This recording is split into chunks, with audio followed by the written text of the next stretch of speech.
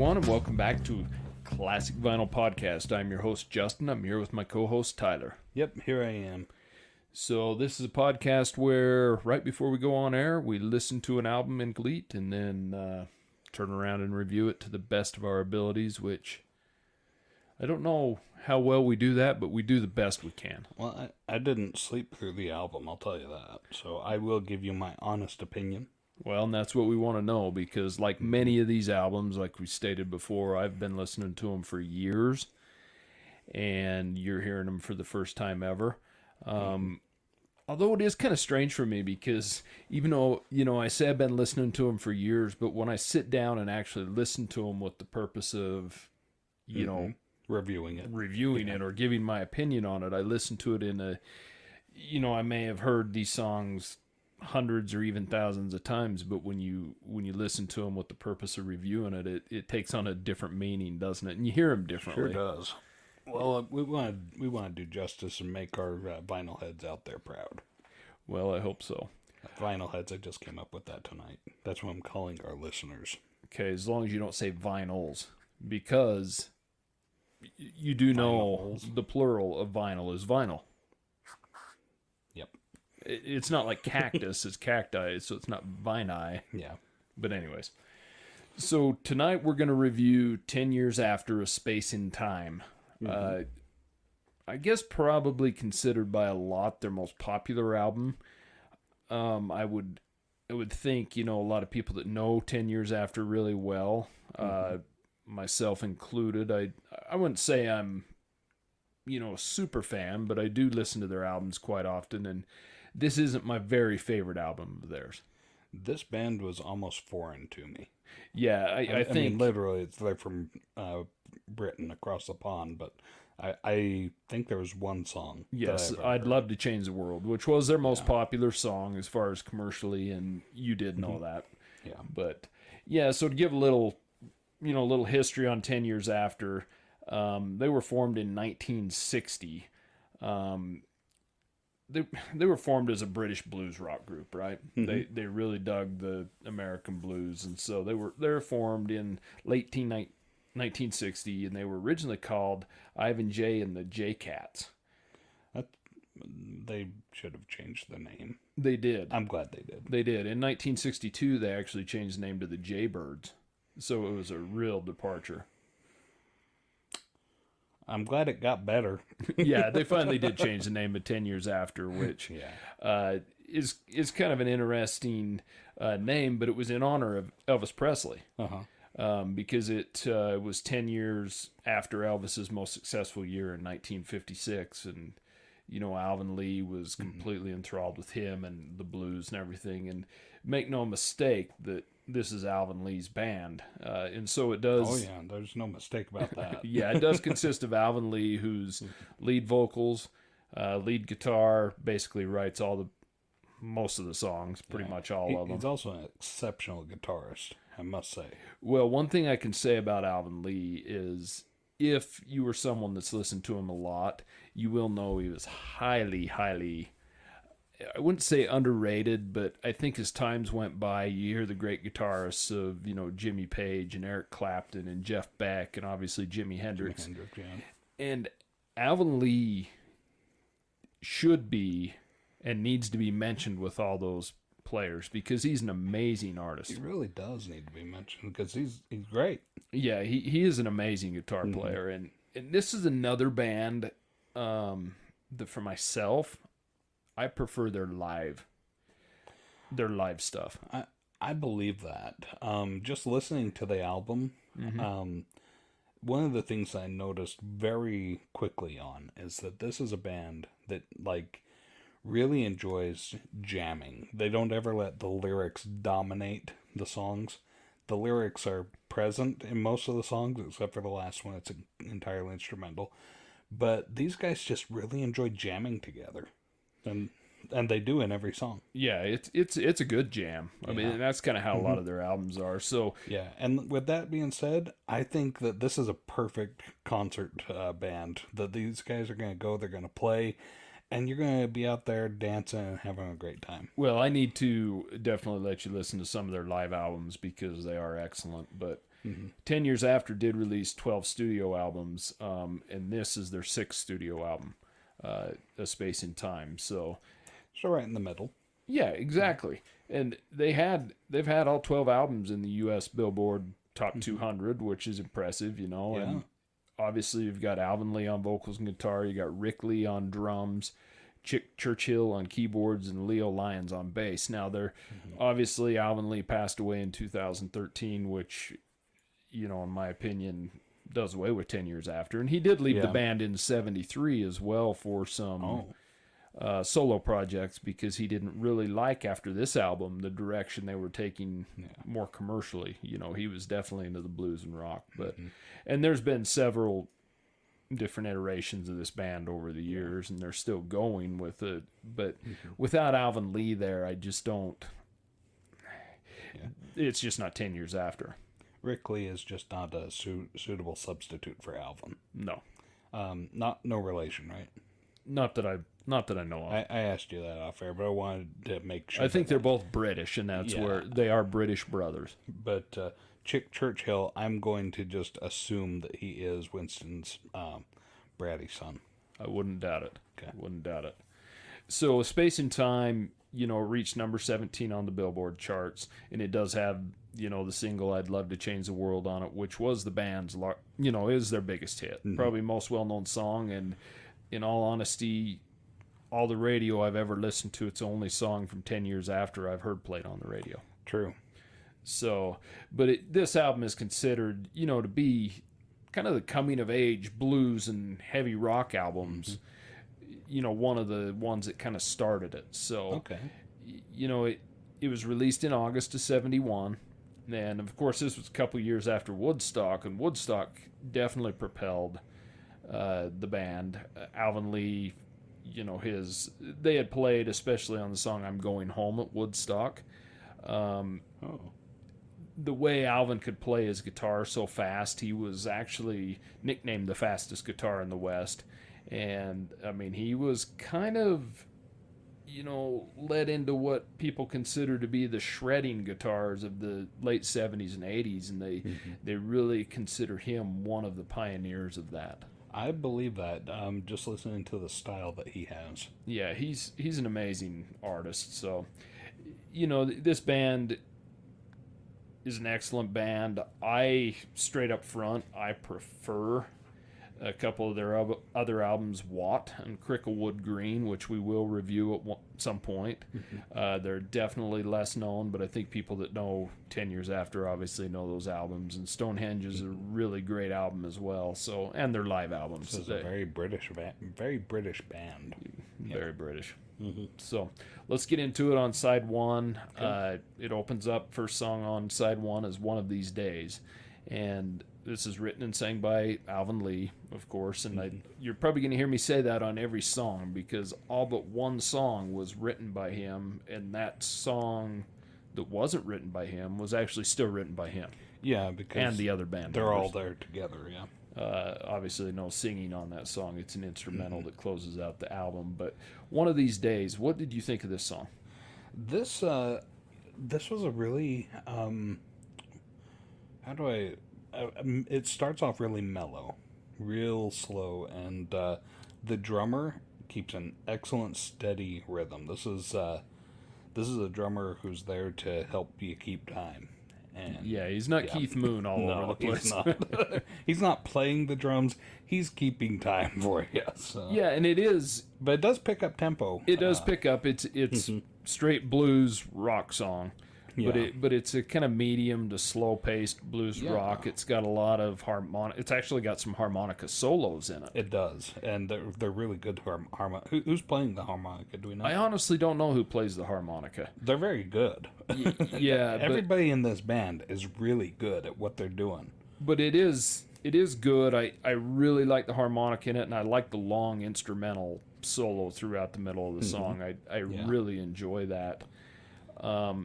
I one of the things I really liked about this song is the variety of instruments that they had, and how each instrument was brought in and played, and then kind of made its way through. Well, I think To me, with 10 years after, what I take away from them on all of their albums, this album, they were certainly, at least from what I've read, they were certainly trying to go more commercial with this album, and have some bigger hits, but it's still so rooted in the blues that they loved, and and that's with Alvin Lee doing it all, and they do have even though they have some songs with some really good lyrics in them, they're definitely a lot heavier musician driven than lyrical driven to me. Very much so. And that's something I really enjoyed about it, is these guys, you get the sense listening to this band that they enjoy what they do. These guys love their work. They're having fun. They're playing. Yeah, I love the blues mixed with rock, I mean, to me it was a perfect direction to go in. These guys aren't heavy like Led Zeppelin or even some of the Who stuff. This is more true to the blues with some heavy guitar in it. And they get kind of hard rock, but it's not too heavy. No, it still sticks pretty true to the blues. Yeah, which, I mean, obviously, because that's what Alvin Lee was into, right?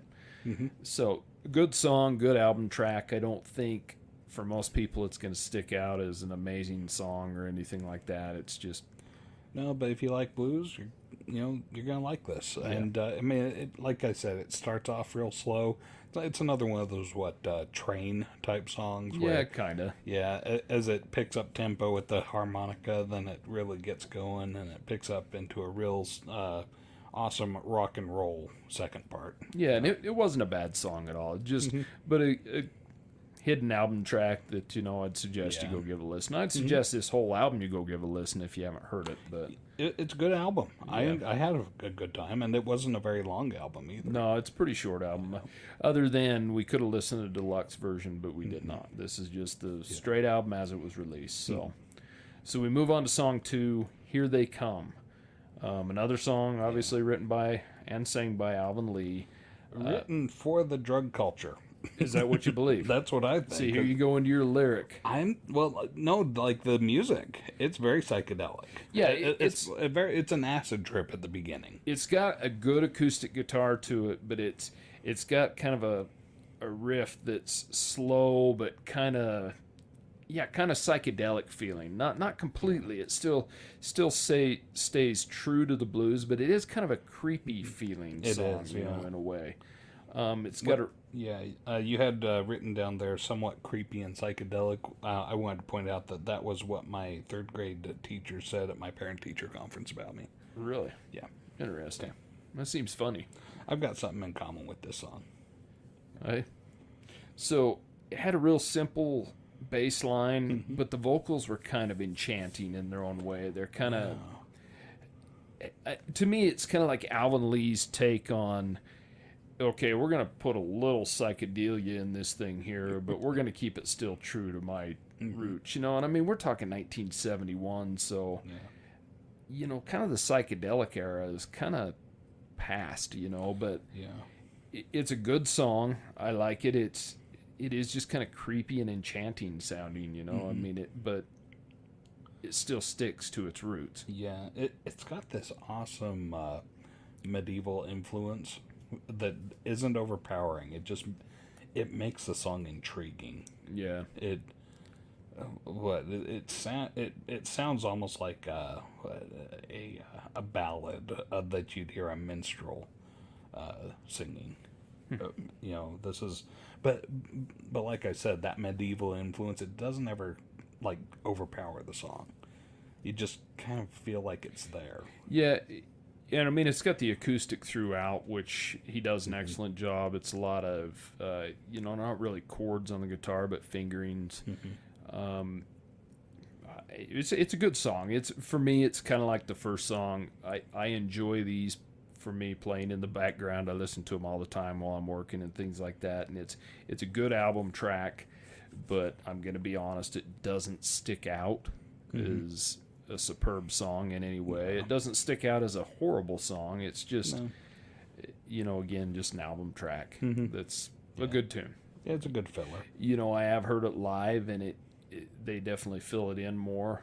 live, and it does sound better live than it does on the album, in my opinion. So that's something that I can really believe about this band is I'm sure that they sound excellent live compared to what and they're not bad on the recording, but I'm sure they sound excellent live. no, and this album by a lot of people, is considered their best. But for some reason, 10 years after hasn't held up like other bands from the late 60s and early 70s has. I don't know why, but there's a lot of people out there listening to them still. So I hope there is, because they're an excellent band. Yeah. So we move on to track 3, which is, their most popular song of all time, I'd Love to Change the World. And of course, this is the one you had heard before. Yeah, but never really listened to. I mean, I've heard it on radio, but I've never really sat and listened, like, actively listened to the song. Well, yeah, and I was saying earlier that, this isn't heavy lyrical work throughout the album, but this song is. It is, yeah. It's Alvin Lee's take on, society and the Vietnam War and everything that's going on, and it's got some good lyrics. This is worth listening to the lyrics on. It's got an excellent guitar intro to it. It's actually an intro I learned how to play fairly early on the guitar, because I've always loved this song. It's for people that have listened to us before, it's another one of the songs my dad would keep me up at night and let me listen, or make me listen to. Let's put it that way. So, and I can't blame him. Your dad could have been doing a lot worse things to you, I'll tell you that. He certainly could. So this song was actually 10 years after. It was their only top 40 hit in the U.S. And by top 40, it hit number 40. So just eked in there. Yeah, and the funny thing is any classic rock station still plays this song quite often. Yeah. I think it gets more play now today than it used to. It's a really relatable song.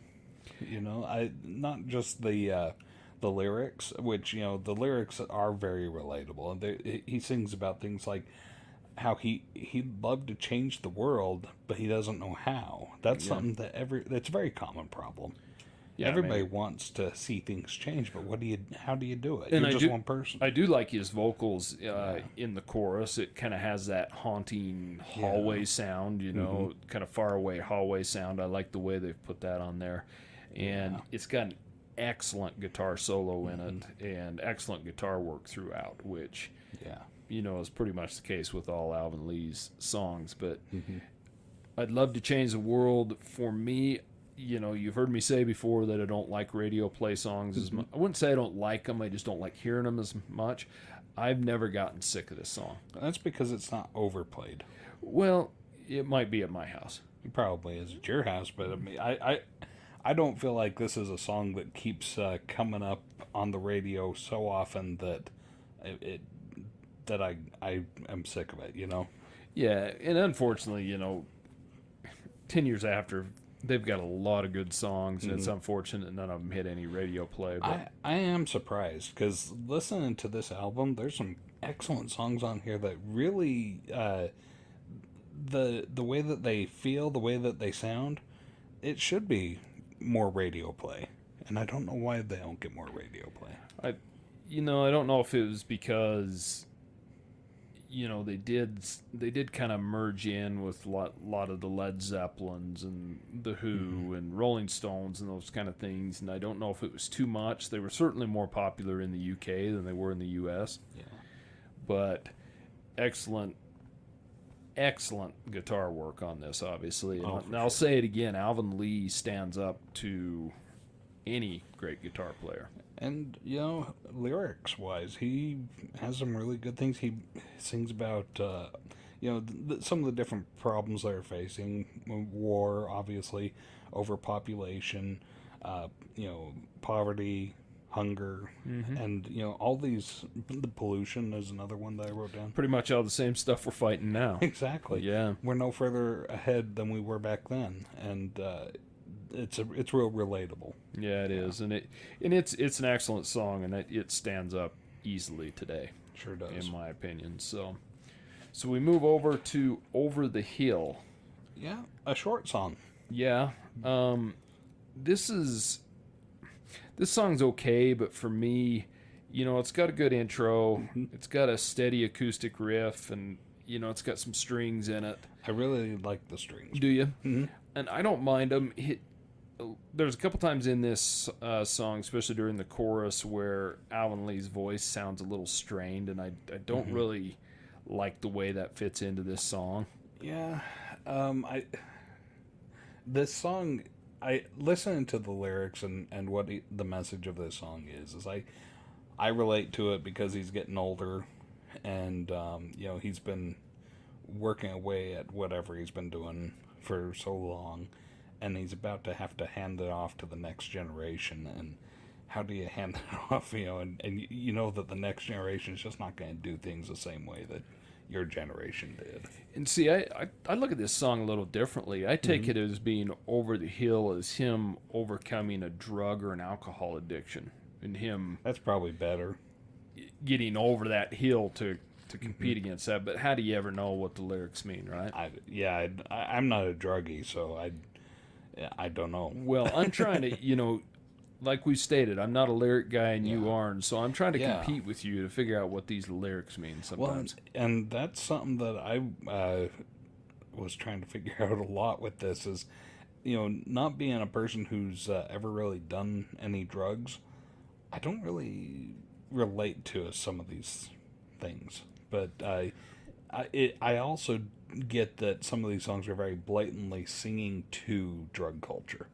Well, that's the thing too. You got to put yourself in the shoes of what everyone was singing about. You know, I mean, you can look at some songs that are obviously about oneself singing, but a lot of other things are singing about the culture and how much they dislike it. Or do you think people are so sick by this time that they're sick of like all the drugs of the psychedelic era, but they're also addicted, and so they're trying to wean themselves off of it?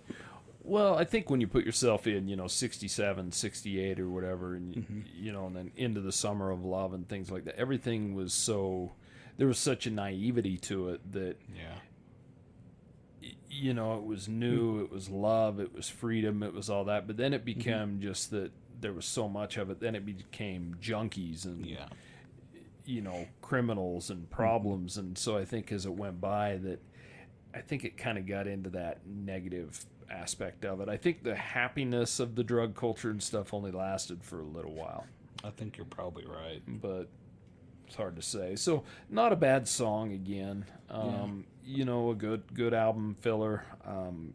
My only complaint would be the strained singing in it a little bit. I didn't really fit in with his vocal very well. Like I said, I think that the reason for the strained voice was that he was trying to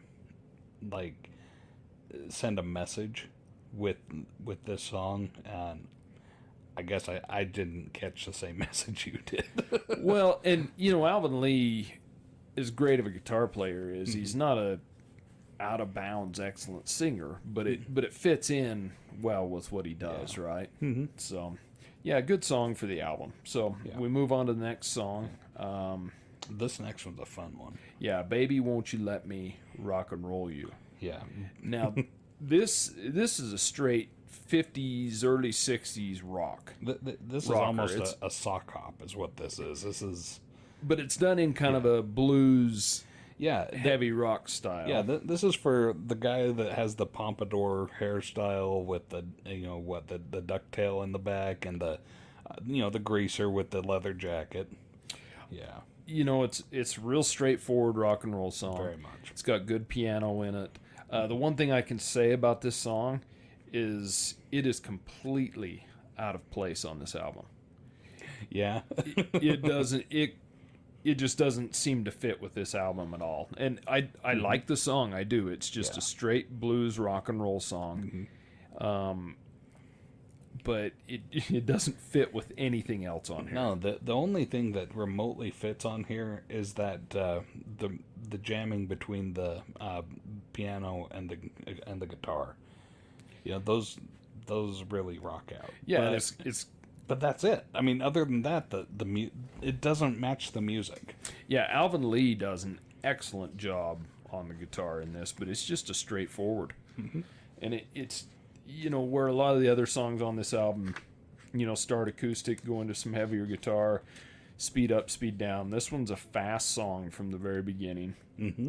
And it reminds me of a late 50s, early 60s rocker. Yep.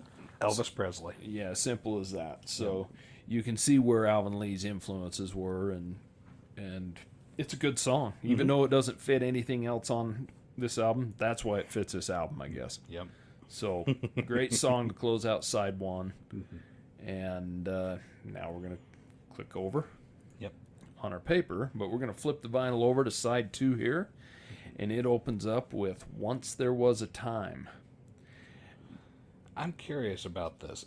Did I hear both acoustic and electric guitar in this song? Yes. I thought that was really interesting to hear the both of them playing together. Yeah, it's... clearly this is another song written and sang by Alvin Lee, and you can clearly see his and the band's influence from country. Yeah. What I like about it is it's more blues than country. It almost sounds bluegrass or old timey. Kinda. You don't have any violin. You don't have any of that. Because you know me, I hate that goofy violin they put in to give them that weird twang sound. But it's a country rocker essentially in a blues and rock style. Like Johnny B. Good is kind of that feel that I got. Kind of the same type of thing, yeah. And it's got excellent guitar in the middle. I love the guitar in the middle. I've written here on my notes that it has very vivid imagery in the lyrics. Yes, it does. Because once again, I'm trying to research the lyrics to please you. Thank you for trying to please me. Yeah, I mean, once there was a time I robbed my mama for a good meal and a smoke.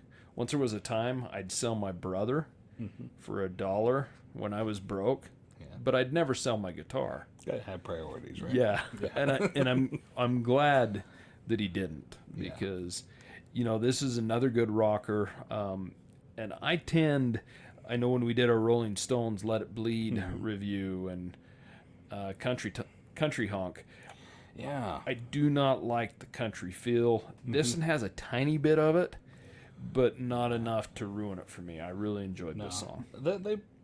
They walk a fine line, but it's a fun song, and once again, a really good song where they're having fun.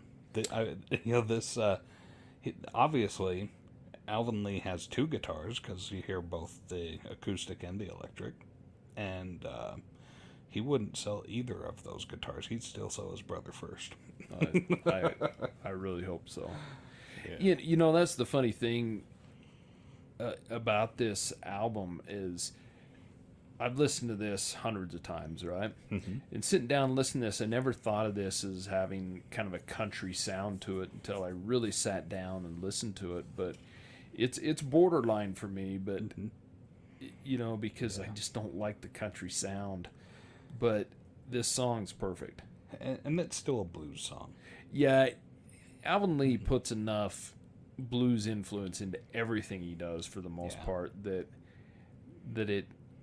it comes out well, and this is a good song. I mean, it's not one that's going to blow you away as a radio hit or anything like that, but still a fun song, especially the guitar that he has going on. Well, yeah, the guitar in the middle, the solo in the middle is excellent. This is a good song, and I'd suggest listening to it. So, So the next song is "Let the Sky Fall."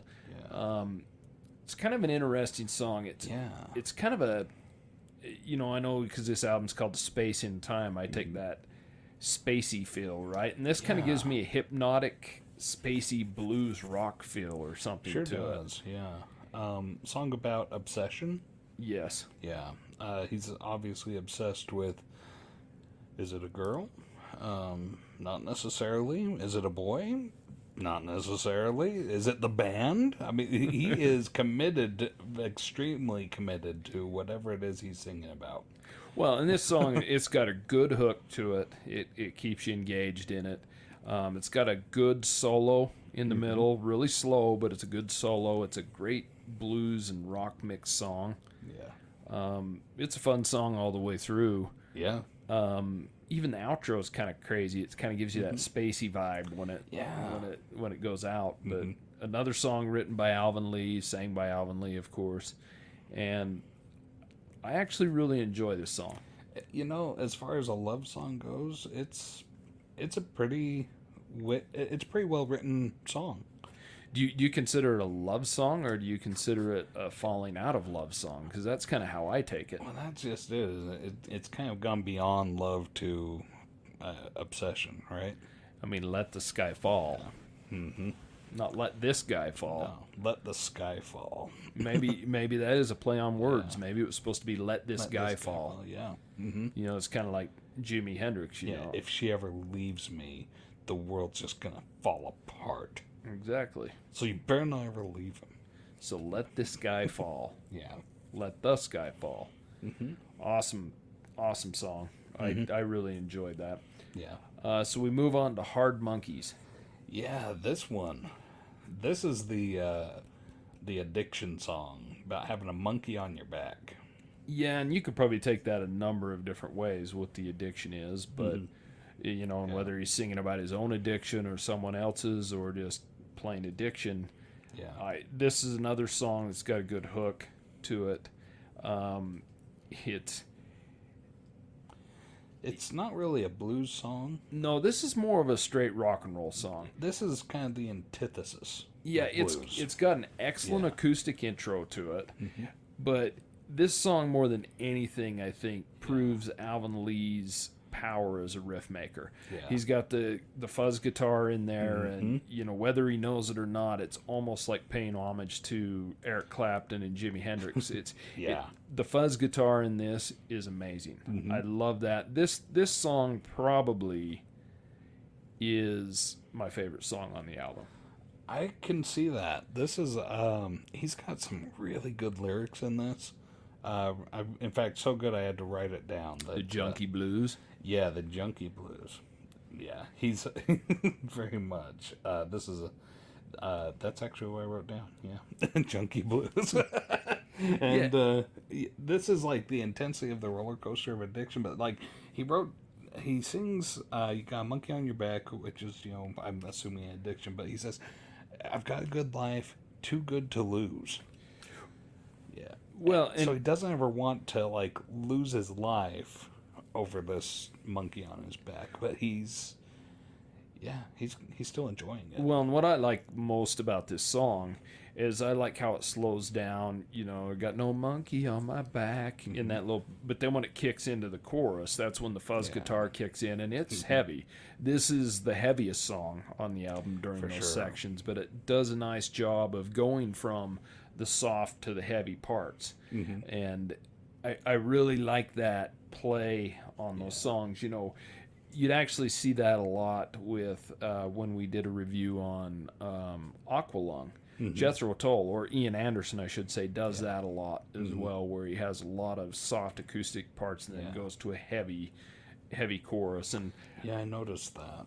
Yeah, if I had one bad thing to say about this song is I don't really like the way it ends abruptly. It just kind of cuts off, right? Cuts off, yeah. I don't generally like when songs fade, but I think this song would have been done better as a fade or had a different ending. But overall, I think, you know, this and, you know, I'd Love to Change the World are my two favorite songs on the album, without a doubt. That's fair. I listen to this song quite frequently. It's definitely in many of my playlists. Yeah. Curious about the lyric, "No straight car called desire." Is he saying he doesn't have desire? That he's lost his drive for anything other than whatever it is he's... Well, I don't know, you know, because famously, you know, Alvin Lee said he didn't like the direction the band was going with this album. But you know what I find really funny about that is he's the one that wrote all the songs. Yeah. So I don't know if that... That's like being the driver on the bus saying, "I don't like this trip." But it also might have to be with what they were what the record company was trying to drive him to do, the other band members, things like that. Because he went out on his own, did some solo stuff. He's collaborated with a lot of people, you know, George Harrison among others, and his solo albums are excellent. I mean, definitely not well known. Well, they're well known by the people that know Alvin Lee, obviously, but I just wish Alvin Lee was more of a household name nowadays because he's amazing. So Very talented guy. He should be more well known than he is. yeah, there's not too many people that can play guitar, sing, and write all their albums. And he does an excellent job at it. Yeah. So that moves us to our next song, "I've Been There Too." Yeah, this song opens with ocean waves. Yeah, it does. Ocean waves. This is different. And after the ocean waves are on there for a minute, it kicks into kind of a cool little acoustic guitar, and it's got some good keyboard in the song. I really really like the chorus in this song, and it's got a good guitar solo. Yeah. I think Alvin Lee is writing this song about a friend that he's trying to help out of a hard place. Saying, don't worry, buddy, I've been there too. And I don't know if it's drugs, I don't know if it's a divorce or woman problems or whatever it is, but sometimes, like, having been there, that there's nothing really that can be said that's going to make it any better, but you just express that empathy, saying, hey, I've been there too. I've got compassion for what you're going through. But then he says some of these other things that that time is a healer. So just keep on going. So what do you think about it opening up with ocean waves? I liked it. Did you? Yeah, I thought that's a very different opening than any other song on the album, and I thought that it was kind of nice. Yeah, it kind of reminds me of some of the stuff the Who was doing at the time. Mm-hmm. Especially when you get a couple years later and you see like Quadrophenia, which we're going to review soon. It has a lot of that feeling on it and stuff. So it definitely is different than every other song on the album. But I think that's what makes this album a pretty strong album, is that they are a lot different. They're all rooted in the blues, but you got straightforward rock and roll songs. You got straightforward blues songs. You've got some that have a nice alteration of soft and heavy parts, and this is a different one altogether too. It, once the ocean kicks up, I told you the acoustic guitar is good at the first, excellent actually. I really do love the keyboard throughout this song, and the chorus is amazing on this song. It's just a good all around song. This is a song that really shows that the band, they mesh really well together. Like, because nothing really stands out apart from the other instruments. Everything just flows together really nice and complements each other. It makes me wonder how much Alvin Lee led in the studio. Did he, if other members of the band actually had a lot of input, or if he was the one driving all of the instruments. Basically, this is what you're going to do. It's curious, but. Yeah, I do love the acoustic to electric in this. It's a good song. It's, another one of my favorites on this album. I think with the exception of I'd Love to Change the World, Hard Monkeys and I've Been There Too really make side 2 a little stronger than side 1, in my opinion. Sure, yeah. So, excellent song. There's something on both sides of this album. Yes. Or if you're on Spotify or Apple or whatever you're streaming, it's all on one side, right? Yeah. But there is something fun about flipping that vinyl over. I don't know what. Yeah. Maybe or just side keeps 2 of the cassette tape. Yeah. Maybe it just keeps blood circulating in your legs because you have to stand up and go, move the record. But so that goes on to the last song that closes out this album. This is a song I would say I don't really care for much. It's kind of Uncle Jam. Yeah, Uncle Jam. It's kind of unneeded filler on this album, in my opinion, and not very much filler because it's under 2 minutes long. And this is a jazz song. It's got a jazz feel, almost like a lounge, a lounge act jam or something. It does. It's like a jazzy lounge act. And this was the only song on the album that the whole band contributed to. Obviously, there's no lyrics on this. It's an instrumental only. I think that they just said, okay, we're going to sit and jam together. Yeah. And hit record. But not for very long. Not for very long. It's not a long song. Yeah, it's got, it's got good piano in it. It's got decent bass work in it, just a simple bass line. And it's a good jam. Yeah. maybe if there was a 20-minute version of this that, went crazy in the middle and stuff, it would be different. But it's kind of disappointing to me to close out the album for what it is. I wrote on in my notes here that I don't smoke, but I feel like this song makes me want a cigarette. So you're fully into that parlor jazz. This is feel. beatnik music. Yeah, you're sitting in a hotel parlor. Yep. In the late 50s. And there's a beatnik with a beret and a little goatee on his chin. Yeah. And he's dressed completely in black, from a black turtleneck to black slacks, and little round shade sunglasses that he's got on. And he's rapping out some poetry that does not rhyme.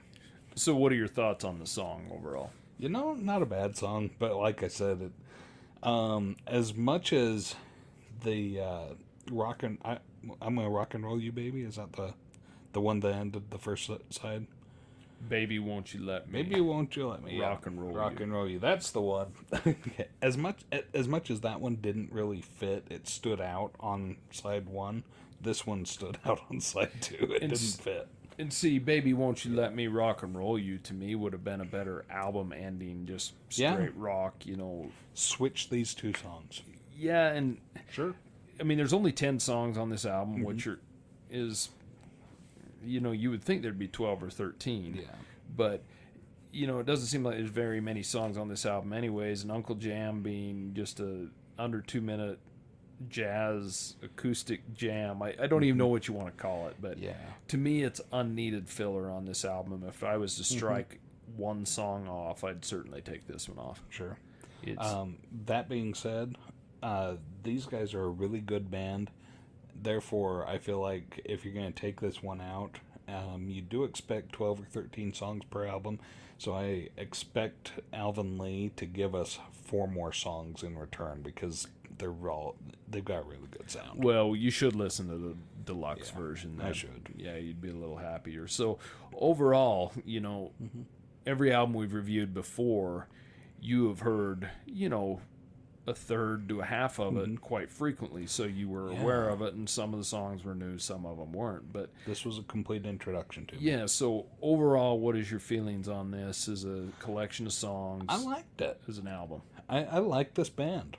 This was a fun band to listen to, and good music, something that will get you dancing.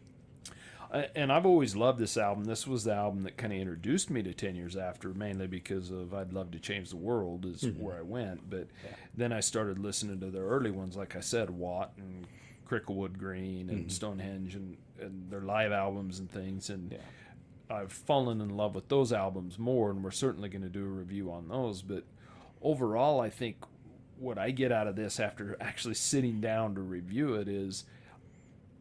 This is kind of weird for me to say, but I don't think I like this album as much as I thought I did. Really? Yeah. Interesting.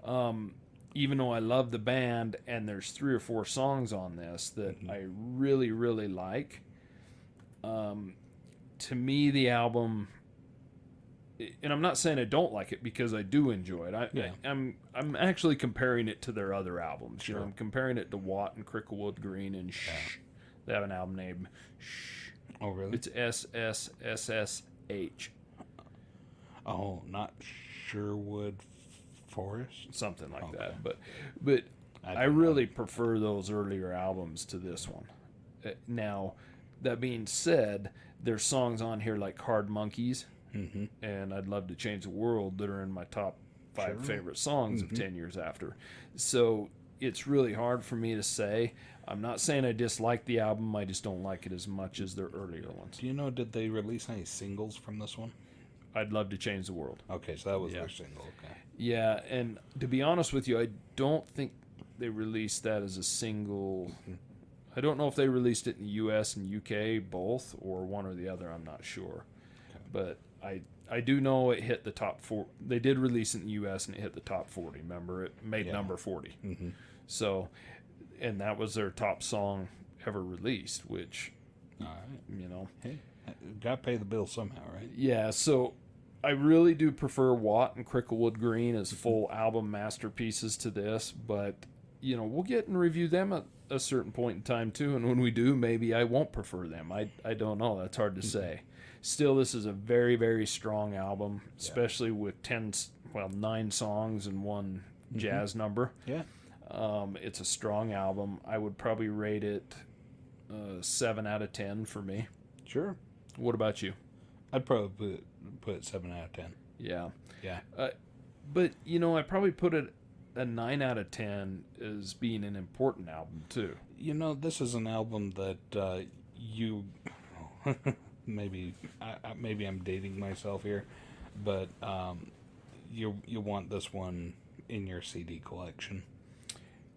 Or vinyl collection. Yeah, your vinyl collection. Something that you can put on and listen to. Or Spotify or Apple or wherever you need to find it, right? Yeah. Well, you remember, in the 90s, everybody had these CD collections that were stacked from floor to ceiling, and this one should be in that stack. Yeah, I agree. Yeah. I mean, where I rate this album isn't as high as I thought I would rate it, honestly. But to me, it's needed in your collection. And if you haven't listened to 10 Years After, this is the place to start, in my opinion, and work backwards. Sure. So you appreciate their other music, and certainly check them out live, because that's where they really excel. And it's just unfortunate that the great Alvin Lee is no longer with us. Yeah, because he still owes us 4 more songs. He does. Yeah. So anyways, that's our episode for tonight, or today, Whenever or this you're listening afternoon, to it. or whenever you're listening. But, once again, contact us. Yeah. We're at classicvinylpodcast@gmail.com. If you have any suggestions, ideas, give us some ideas for some album reviews. We'd love to take a look at them. Yeah. Check us out we're on Instagram at Classic Vinyl Podcast. We're on, what are we on? We're on Twitter. Yep. Classic Vinyl Pod. We're on the tweets. Yeah, we're on the Tweeties. Yep. And I don't know. Are we on Reddit or any of the something like Facebook? that. We're all over the place. Yeah. So reach out to us. Yeah, but we appreciate you listening, and let us know what you think of this album. Please do. Talk to you later. Thank you so much for listening to Classic Vinyl Podcast. And don't forget to subscribe on Spotify or Apple Podcast or wherever you listen to your podcasts. Follow us on Instagram at Classic Vinyl Podcast for updates, and also share us with your music-loving friends. Thank you.